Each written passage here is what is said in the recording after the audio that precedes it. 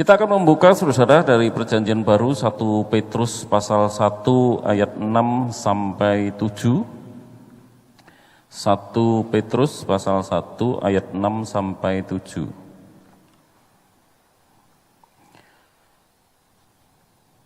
Jangan lupa bapak-bapak ada persekutuan pria baptis pada hari Jumat ya. Silahkan nanti hadir, kita akan berdiskusi, ngobrol, santai.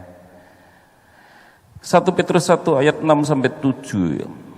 Bergembiralah akan hal itu, sekalipun sekarang ini kamu seketika harus berduka cita oleh berbagai. Itu ialah untuk membuktikan kemurnian api, sehingga kamu memperoleh puji-pujian dan kemuliaan dan kehormatan pada hari Yesus Kristus menyatakan dirinya.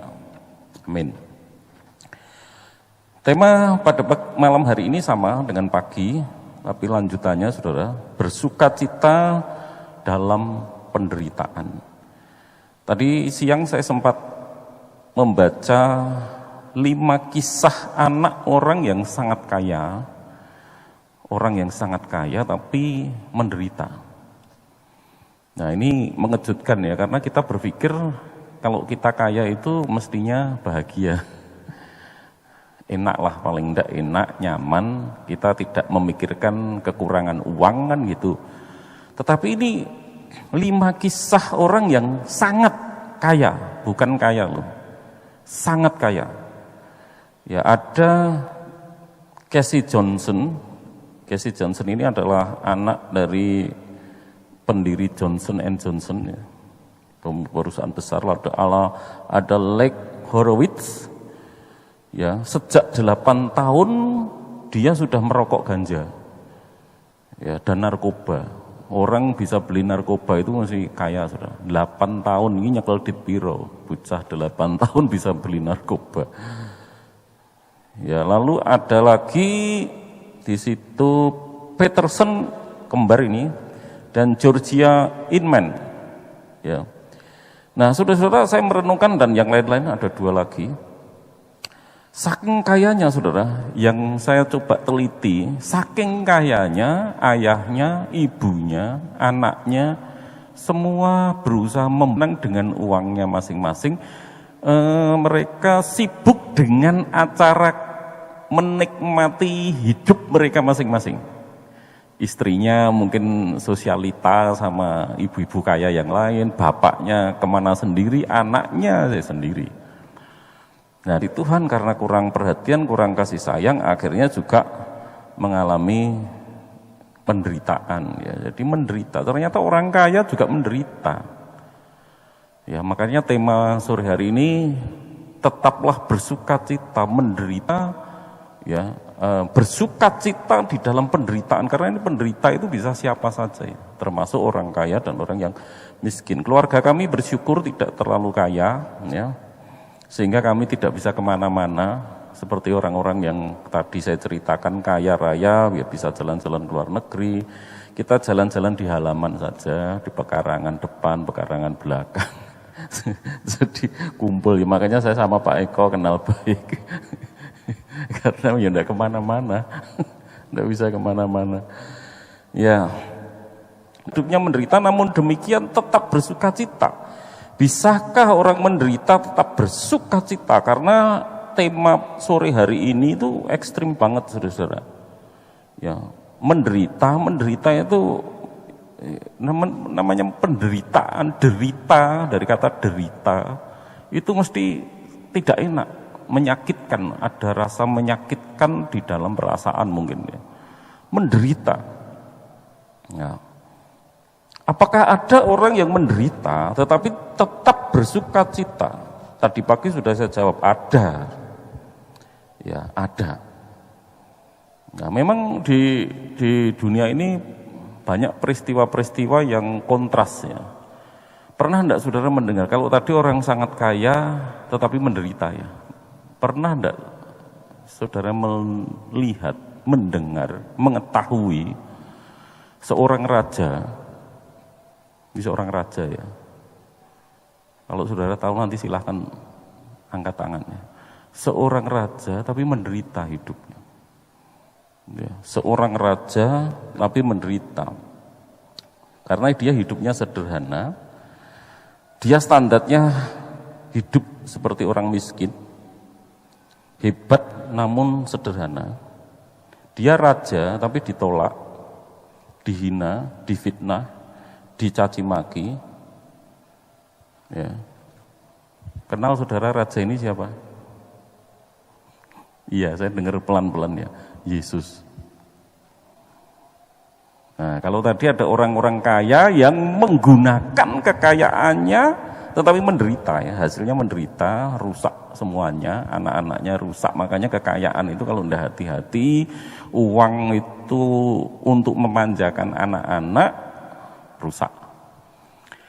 Anak-anak kita memperoleh segala sesuatu dengan mudah, sehingga menjadi anak gampang, yang tidak mengerti tentang berjuang, ya, tidak menghargai perjuangan, tidak menghargai uang, karena apa? Dia memperoleh dengan sangat mudah. Yesus Kristus, saudara-saudaraku, adalah salah satu pribadi yang sederhana, menderita, tapi bersukacita, damai. Jadi tidak selalu orang yang hidup dihina, difitnah, apalagi saudara-saudara, dicaci maki, hidup di dalam kemiskinan, itu tidak bersukacita. Yesus bersukacita. Makanya kalau tadi dikatakan, apakah ada orang yang menderita tetapi bersukacita? Ada. Yesus itu baru satu. Ya, satu yang kita munculkan pertama. Ya. Jelas saudara, ada. Nah, tadi pagi juga saya membahas ada dua kontra ya. Memang kelihatannya tema ini tidak masuk akal, tetapi sesungguhnya ini sangat masuk akal, saudara. Tadi pagi saya kontraskan antara air dan api. Dapatkah api itu dinyalakan di air? Yaitu seperti, dapatkah orang bersukacita di dalam penderitaan? Dapatkah api itu menyala di air? Jawabannya dapat. Saudara pernah melihat laut kebakaran ya, karena di sana ada tumpahan minyak. Nah, kebakaran. Saudara menggoreng minyaknya, minyak di wajan menyala, saudara guyur air malah buk besar. Tadi pagi sudah saya bahas. Jadi air itu tidak selalu memadamkan api. Penderitaan itu tidak selalu memadamkan sukacita. Tidak ada seperti begitu. Jadi tema hari ini saudara bukan utopia. Utopia itu apa? Kelihatannya sempurna mungkin. Tidak mungkin, mungkin. Jawabannya mungkin. Firman Tuhan malam hari ini menjawab mungkin. Ya, mungkin sekali. Yang tidak bisa disatukan itu malah saya pikir kalau penderitaan dan sukacita itu bisa disatukan, saudara. Ya, penderitaan dan sukacita bisa. Yang tidak bisa disatukan itu orang Kristen sama setan. Tidak bisa disatukan. Orang Kristen sama setan, kok bisa saudara? Karena orang Kristen sama setan itu musuhan terus. Kalau di gereja kita tidak begitu menonjol ya. Maksudnya menengking setan itu biasanya kalau di gereja-gereja, banyak gereja, tidak semua gereja juga. Banyak gereja-gereja yang melakukan setiap acara apa saja, di mana saja, mesti melakukan pengusiran setan. Setan itu diusir. Loh Pak Tri, itu perintah Tuhan, loh, Markus pasal 16 ya. Tanda-tanda ini akan menyertai orang-orang percaya, mereka akan mengusir setan-setan dalam namaku. Betul saudara, mengusir setan itu, Yesus sendiri mengusir setan, tetapi konteksnya, suasananya adalah setan itu membelenggu orang, menyiksa orang, ya, mengambil sukacita orang, melumpuhkan orang itu tidak bisa melayani Tuhan, sehingga Tuhan menghardik, mengusir setan itu keluar. Tapi yang sering terjadi saudara, Yesus baru muncul, setan itu sudah datang. Dan perkataannya bukan jangan usir kami ya, tetapi katanya jangan hukum kami sebelum waktunya. Suruhlah kami pindah ke babi. Ya sudah, pindah ke babi sana, pindah, surut. 70 murid saudara yang diutus itu, dua-dua itu dikatakan mereka bersukacita karena setan-setan takluk. Ya ini jadi bukan maksudnya mengusir sembarangan mengusir. Kalau orang Kristen itu pengennya setan diusir dari kemana saja, acara di mana saja, mesti diperangi, diusir. Lah memangnya pengennya setan itu ada di bumi. Iblis ngobrol, kamu melihat hambaku Ayub? Iya Tuhan, engkau lindungi, ngobrol. Tidak selalu diusir. Yesus tadi gitu, jangan hukum. Ini takluk, saudara. Takluk itu kayak gitu, tunduk. Ya. Smith Wigglesworth ini tokoh karismatik ya, yang pernah membangkitkan orang mati 15 orang, enggak main-main ini. Orang yang diurapi Tuhan benar. Ketika iblis masuk di kamarnya, saudara baca biografinya ya. Kok ada, dia tidur itu kok rasa enggak enak, dia lihat Lucifer itu di kamar itu. Responnya apa? Diusir? Enggak diusir. Cuma, oh kamu tuh, tidur lagi. Lah memang ya iblis itu harus di dunia masalahnya. Kadang-kadang kita perang ya, di tempat wingit kita perangi, diusir lah. Terus suruh kemana mereka? Ya pindah dari sana, pohon itu saudara usir, pindah ke pohon ini. Diusir lagi balik ke pohon situ. Ya wira-wiri ke situ. Nah, dia memang ya harus di dunia kok. Memang Tuhan Yesus sendiri membiarkan mereka di dunia. Ya, tapi yang kita pegang adalah iblis itu takluk karena memang iblis sudah dikalahkan. Pada saat kita harus memerangi iblis gitu. Nah, ini orang Kristen ya ini tadi intermiso aja. Orang Kristen yang sulit itu rukun sama setan ya. Selalu memerangi ya. Padahal tidak ada alasan memerangi. Nah, sekarang kembali ke tema, dapatkah penderitaan dan sukacita ini kita satukan dan menjadi hal yang logis? Ya. Penderitaan adalah suatu kepastian kapanpun akan mendatangi kita. Ya. Kapanpun, saudara. Siapapun, entah kaya, entah miskin, entah rohaniawan, aktivis gereja, entah orang berdosa, entah saudara sedang mengimani yang seperti kemarin Mazmur 91, entah saudara mengimani doa Yabes, setiap hari mengucapkan itu, tetap penderitaan itu akan datang kepada siapapun. Maksudnya ini saya sampaikan supaya saudara tidak kecewa. Ya, karena memang dunia ini sudah dunia yang disebut jatuh di dalam dosa, itu akan saudara akan hidup di dalam penderitaan. Di dalam film ya pendeta itu nyoroti apa saja gejala-gejala sosial termasuk film-film. Di dalam film Kuntil Anak. Saya enggak delok lu sudah enggak lihat. Cuma ekstranya aja ketika diputar. Di dalam film Kuntil Anak itu ada sebuah lagu yang selalu dinyanyikan. Kalau lagu itu dinyanyikan, makhluk yang menyeramkan ini muncul. Yaitu lingsir wengi. Orang lama yang bisa. Lagu itu dinyanyikan lingsir wengi, dinyanyikan makhluk yang menyeramkan ini muncul. Seolah-olah itu menjadi pertanda bahwa ketika itu dinyanyikan maka makhluk yang menyeramkan akan muncul. Wengi, lingsir wengi itu ya mirip-mirip sebetulnya. Kalau sebetulnya sunan-sunan zaman dulu menggunakan lingsir wengi itu untuk mengusir setan. Tetapi memang yang benar memang itu tadi ya. Lingsir wengi itu kalau di dalam cerita pewayangan melambangkan tengah malam. Artinya lingsir wengi itu apa tuh saudara-saudara? Itu sebetulnya memasuki tengah malam. Lingsir wengi, tengah malam. Tengah malam itu kalau cerita wayang saudara-saudara, dia mulai klimaks kejahatan, mulai melakukan perlawanan yang hebat. Itu kalau cerita wayangnya. Mulai kejahatan itu bermunculan. Mulai malam. Ya. Kejahatan-kejahatan mulai bermunculan. Nah, jadi istilah lingsir wengi sebenarnya cerita wayang itu menggambarkan fase kehidupan manusia. Jadi ditandai dengan kalau irama musiknya patet mayuro. Kalau awalnya itu patet 6 itu sebenarnya diawali proses kelahiran, mulai muncul wayangnya, jret. Saudara lahir, patet 6 iramanya. Ketika patet mayuro saudara, lingsir wengi itu sebetulnya mulai penderitaan datang. Ya, serangan datang. Nah itu usia-usia yang sudah paruh baya.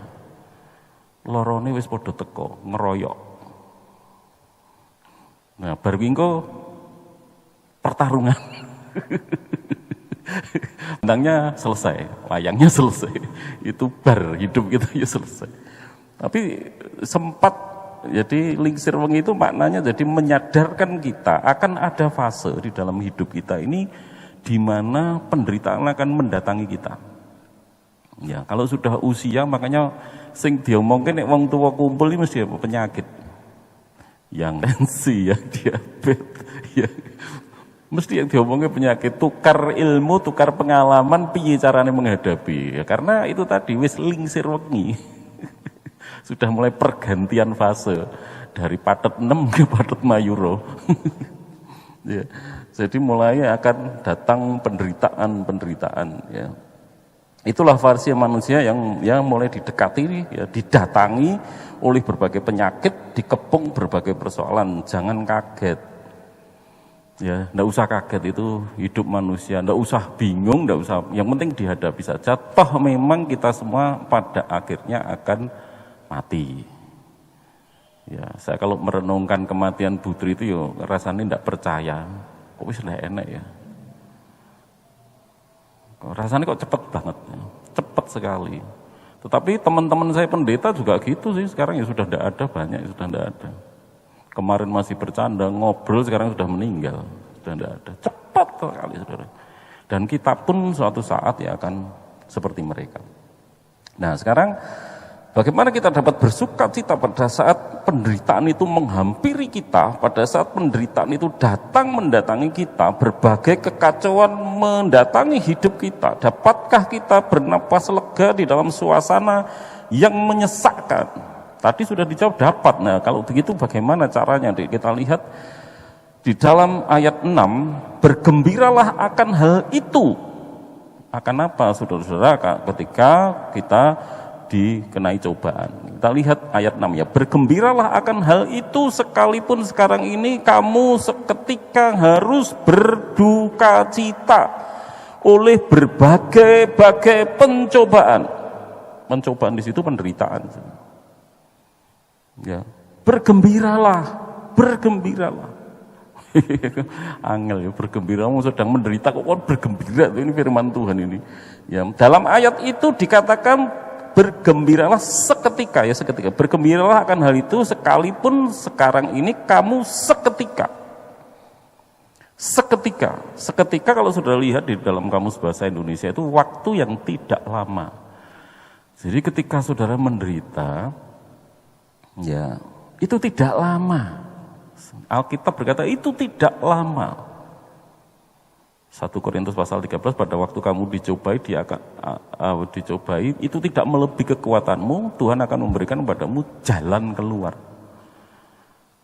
Nah, jadi saudaraku yang dikasihi Tuhan, sebetulnya pencobaan, penderitaan yang kita alami itu ditakar Tuhan, dibatasi Tuhan waktunya, dan itu tidak lama. Nah, oleh karena itu bertahanlah. Saudara boleh putus asa. Orang boleh putus asa, saudara, menderita dan boleh putus asa. Itu kalau menderitanya di neraka, karena itu tidak ada habisnya. Hidup manusia itu cuma, Yakobus berkata, hidupmu itu sangat singkat. Loh, hidup kita aja singkat loh, saudara. Penderitaan kita berarti lebih singkat. Kalau hidup kita 70 tahun itu singkat. 100 tahun, 80 tahun itu berarti saudara penderitaan saudara yang di antara 0 sampai 70, 0, 80 tahun itu lebih singkat kan, cuma satu bagian pendek dari bagian hidup saudara. Nah ini yang harus menjadi pegangan kita. Jadi penderitaan itu singkat saja, seperti hidup saudara, hidup saya, hidup kita ini juga singkat saja. Semian ruhnya Yuda, saya sempat ngobrol dengan bapaknya Amel ya, tentang sakitnya. Wah, sukuku kaki saya sakit intinya gitu, kaku. Wah, masih enak Pak, saya bilang. Kalau cuma kaku, sakit saya itu ketika HNP, saya itu tidur melumah, mau miring itu, aduh sakit, mau menggerakkan tubuh miring itu sakitnya luar biasa. Miring kanan, miring kiri sama saja, sudah luar biasa, sakit banget. Baru kali itu saudara-saudara mengalami. Makanya kalau sudah sakit HNP ketika kemarin kena COVID, setiap 6 jam saya diambil darah itu sampai di telapak kaki ngambilnya. Itu masih tenang-tenang saja saya, karena lebih sakit HNP saudara daripada sakit ditusui diambil darahnya. Sakit sekali saudara. Kalau saudara tanya berapa lama waktu saya sakit HNP itu, 10 hari. Sakit banget, tapi 10 hari. Sembuh terus sampai sekarang.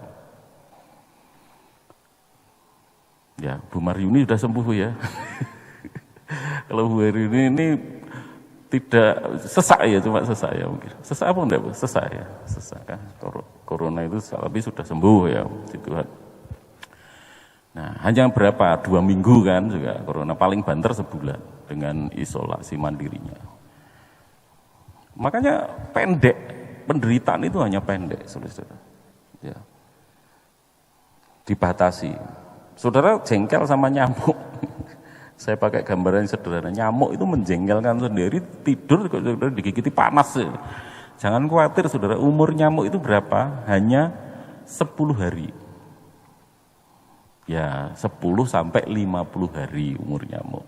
Tapi rata-rata 10 hari. 10 hari nyamuk di kamar saudara mati kok. Tapi sebelum mati beranak. Bertelur anaknya banyak, saja itu ya. Jadi masalah lagi. Ya. Nah, saudara-saudara yang dikasih Tuhan, tidak lama semua masalah-masalah kita ini dibatasi oleh Tuhan. Sudah ditakar, dibatasi oleh Tuhan. Ya tidak melebihi kekuatanmu. Penderitaan itu, jadi saudara mesti kuat. Ya, saya waktu kena HNP itu doa saya gitu, Tuhan lebih baik saya mati saja Tuhan, sakitnya luar biasa. Ini piye gini Tuhan, ya, meninggal saja. Tapi kalau tidak salah Hengki bisa bilang itu aduh suka mati. Gitu itu sudah mendekati mati. Ini di sini pun sakit banget. Ya, tapi aduh nyawa saudara, tidak mati-mati. Ya, jadi tapi tidak lama juga. Ya. Vando kemarin saudara-saudaraku ketika sakit ya, saya dari Lumajang telepon-teleponan saat waktu itu Vando demam ya, batuk, muntah, sampai di rumah saya langsung bawa Vando ke IGD Baptis. Nah, saudara-saudara, langsung saudara ketika sampai di IGD, dokter melakukan apa, saudara? Melakukan memberikan Vando ini derita. Dengan apa? Dicoblos dengan jarum, diambil darahnya. Nah, ini ada Vando. Berapa kali Vando kamu dicoblos, dicari pembuluhnya? Sampai tidak sekali ya? Tidak. Coblos pertama, tidak keluar. Terus dicari berburu pembuluh darahnya Vando. Nah, karena Vando ini muntah-muntah, mual, kurang minum, dehidrasi, jadi pembuluh darahnya sulit dicari. Coblos lagi, maaf coblos ulangi lagi adik ya, ulang lagi, bles, golek ini, enggak ketemu. Saya tuh sampai sing lihat terus enak deh, sedih. 3, belum ketemu Pak, maaf Pak, lagi cari lagi, bles. Ini sengaja dihadirkan kayak kalau kita ngomong penderitaan, kayak dihadirkan penderitaan dalam diri Vando, dicoblosi jarum terus. Tetapi sesungguhnya penderitaan itu berguna. Nah, jadi penderitaan itu tidak selalu buruk, saudara-saudara. Saya kan pernah cerita ya, pernah sharing, ternyata HNP saya ini menjadi berkat banyak orang. Saya bisa menghibur orang yang kena HNP, bisa menasihati orang yang kena HNP. Saya sharing tentang HNP saya dan menolong banyak orang melalui pengalaman-pengalaman saya banyak ya. Banyak sekali. Nah, Vando juga demikian. Setelah dia menderita karena dicoblosi jarum dan ketemu darah bisa ngalir, diperiksa, penyakitnya ditentukan, dokternya mulai dapat mendiagnosa dengan tepat. Kasih obat ini, obat ini, obat ini. Ini bukan COVID, ya. Yang jelas ini bukan COVID, ini bukan tipes, ya. Bukan apa lagi, berarti ini radang ya, kalau tidak salah radang tenggorokan sama mah ya. Nah, setelah didiagnosa berdasarkan itu, jadi penderitaan itu kadang-kadang bagus sudah. Kita dapat penderitaan itu dapat menunjukkan sesuatu. Ya, penderitaan itu dapat menunjukkan sesuatu, saudara-saudaraku yang dikasih Tuhan. Robert Schuller, pendeta Robert Schuller berkata, jadi penderitaan sebagai jalan lintasan, bukan jalan buntu. Jadi jangan pernah putus asa dengan penderitaan. Kalau saudara mulai hadir penderitaan, bisa tetap bersuka cita. Karena apa? Tuhan sedang melakukan sesuatu untuk hidup saudara. Bisa jadi saudara sedang disiapkan untuk sesuatu hal. Ya kayak tadi ya, ketika saya kena HNP tadi, ternyata berbagi, saya bisa banyak berbagi dengan orang di kolam renang tentang HNP, cara menghadapinya. Jadi penderitaan itu sebagai jalan lintasan. Vando, saudara, ketika menderita, dokter dapat mengatakan tadi ya, penderitaan sebagai jalan lintasan, jalan mengetahui sesuatu. Kalau kita juga dapat nanti di bagian bawah ya, nanti saudara penderitaan itu dapat mengetahui kualitas iman. Bagaimana saudara dapat tahan enggak di dalam penderitaan. Kalau Vando dapat mengetahui penyakitnya apa ini. Dapat diketahui penyakitnya. Max Shaw di dalam bukunya 10 pemikiran besar dari sejarah gereja berkata, dengan cara yang mengingatkan pada teologi salib Luther, ya, Calvin menyatakan signifikansi dari penderitaan dan kuasa yang diberikannya.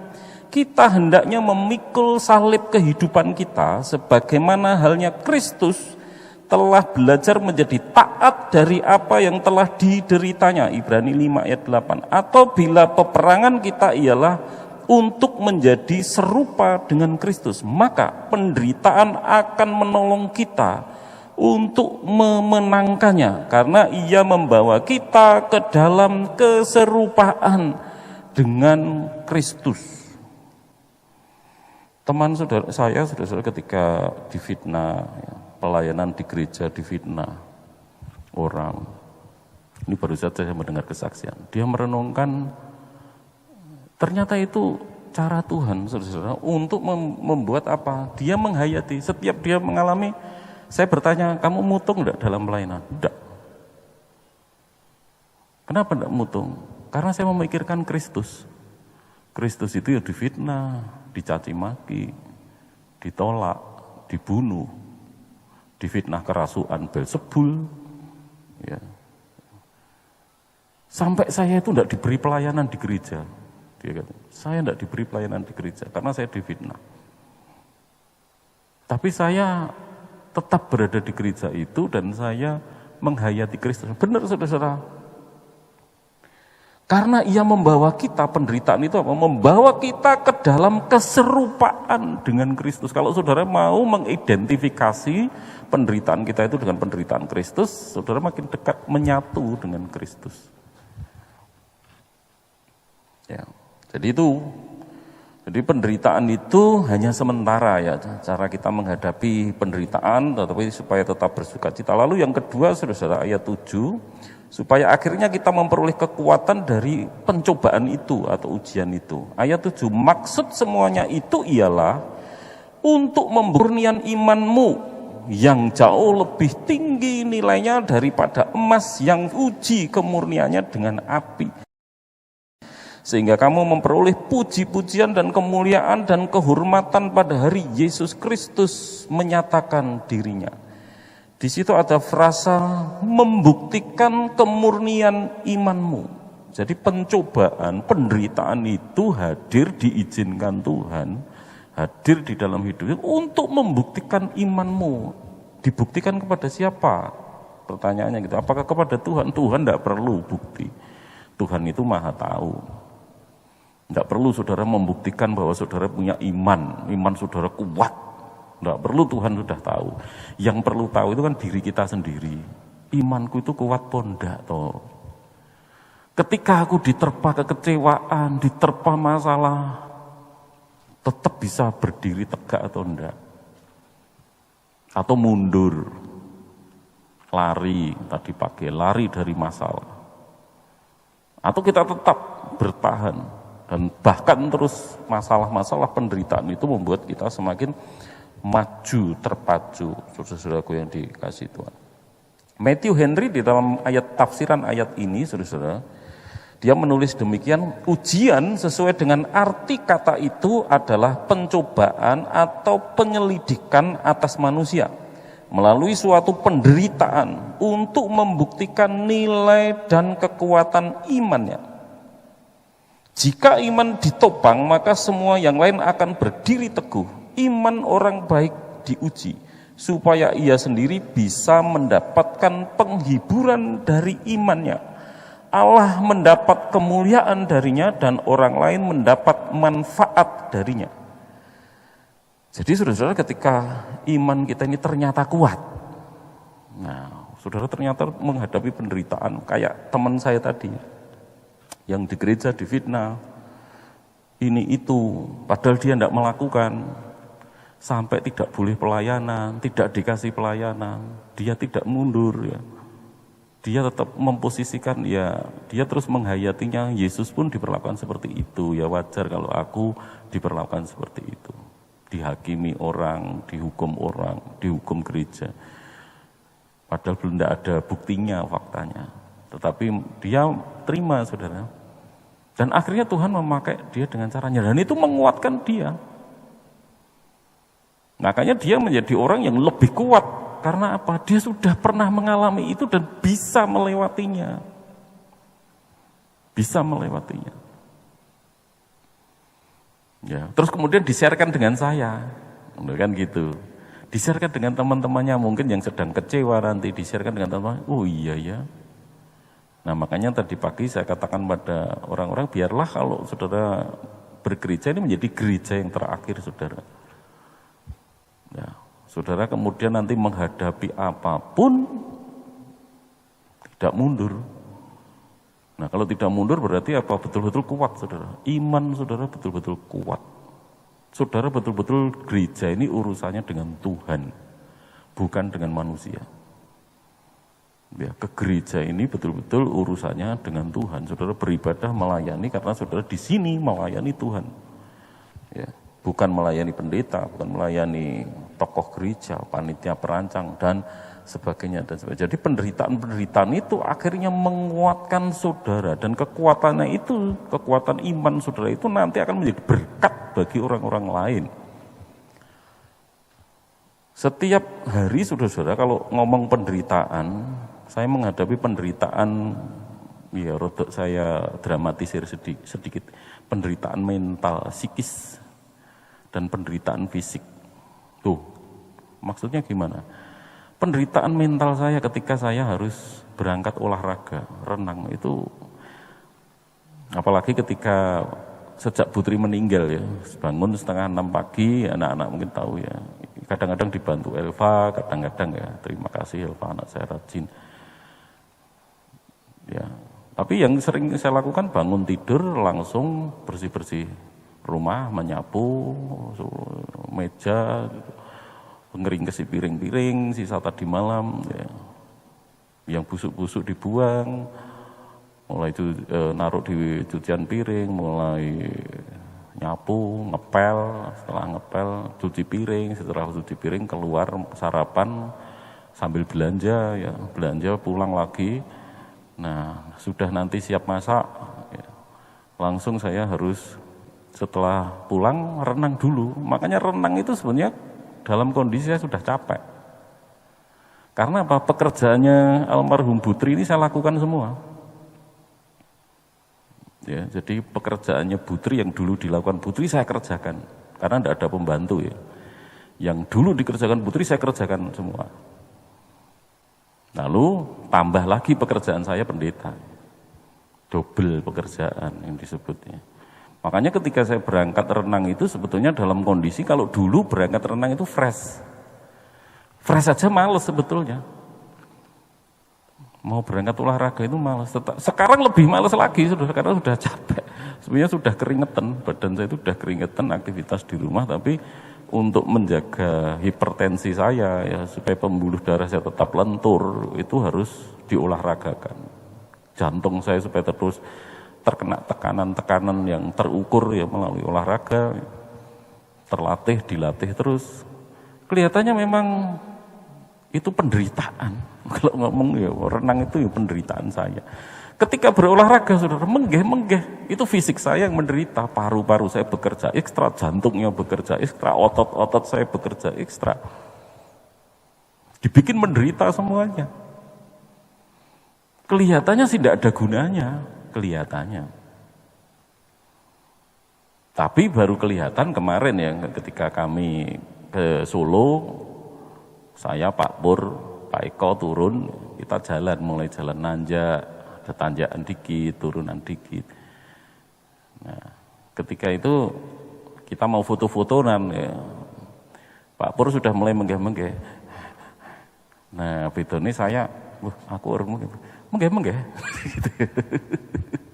Saya belum menggeh-menggeh ya. Karena biasa dilatih. Nah, ketika terkena COVID bisa bertahan. Karena dilatih, tubuhnya dilatih terus. Kalau mungkin dalam kondisi saya kena diabetes, kena hipertensi tanpa latihan gitu, bablas pasti sudah. Anak-anak saya sudah yatim piatu bisa jadi. Ya, sudah tidak ada yang hidup. Ya karena dilatih tadi, olahraga itu saudaraku yang dikasih Tuhan, makanya olahraga itu berguna. Ya, berguna. Max Shaw, saya akan menutup dengan kutipan Max Shaw yang membahas pikiran Calvin tentang manfaat penderitaan bagi orang percaya. Calvin mengatakan demikian, apa sajakah kehidupan orang Kristen? Penderitaan membawa kita ke dalam keserupaan dengan Kristus. Ia menghancurkan kesombongan kita dan memampukan kita untuk mengalihkan keyakinan pada diri kita sendiri kepada Allah. Ia memurnikan kita dari dosa. Ia meningkatkan pahala rohani kita. Sebab bila kita menderita demi kebenaran, maka kita akan memiliki tempat yang lebih berkenan dalam kerajaan Allah. Lulu ini mana ayatnya? Ayat 7 yang kita baca tadi, saudara. Maksud semuanya itu ialah untuk membuktikan kemurnian imanmu yang jauh lebih tinggi nilainya daripada emas yang fana, yang diuji kemurniannya dengan api, sehingga kamu memperoleh puji-pujian dan kemuliaan dan kehormatan pada hari Yesus Kristus menyatakan dirinya. Nah, jadi menurut Calvin, saudara, penderitaan itu ya membawa kita ke dalam keserupaan dengan Kristus, menghancurkan kesombongan kita, memurnikan kita dari dosa. Ya, semakin kita mengalami penderitaan, menurut Calvin ada 3 hal ini yang akan terjadi. Bisa jadi 3 hal ini bersama-sama, bisa jadi satu persatu akan dikerjakan dalam hidup kita melalui penderitaan-penderitaan yang kita alami. Oleh karena itu tetaplah bersukacita. Jadi ketika bersukacita, marilah saudara belajar tidak fokus kepada penderitaan, kepada masalah saudara. Ya. Kecuali kalau saudara anak kecil ya. Kalau anak kecil itu kakiku sakit terus. Sudah di 10 sakit pasti. Karena apa? Fokusnya ke penderitaannya. Anak kecil. Saya orang yang nyuntik insulin, saudara. Nyuntik insulin itu bagaimana caranya supaya tidak terasa sakit? Nyuntik insulin itu ketika tidak sakit, saudara, caranya adalah tarik napas dulu. Setelah tarik napas, pikirkan yang lain. Jangan memikirkan jarumnya. Kalau saudara mikir, aduh. Mikirkan sesuatu yang menyenangkan ya. Plus. Tidak kerasa. Nah makanya biasanya orang-orang perawat-perawat yang nyuntik itu ditanya, Bu gimana kabarnya? Sehat Bu ya? Keluarga ada yang kena COVID enggak? Bu, langsung sehat. Bu sehat ya, belas gitu. Karena saudara berpikir yang lain. Ketika saudara berpikir yang lain, jelas, enggak kerasa. Nah itu caranya. Makanya kalau kita berpikirnya yang lain, bukan berpikir tentang sesuatu yang lain ya kalau penderita. Berpikirlah 3 hal ini tadi. Tuhan sedang memurnikan saudara, membuat saudara rendah hati. Makanya kayak teman saya yang tadi difitnah tadi, dia akhirnya dalam pelayanan rendah hati saudara. Tidak berusaha meninggikan diri, tidak tersinggung ketika direndahkan karena dia pernah. Ya. Penderitaan itu akan mengubah saudara. Ya, mengubah kita.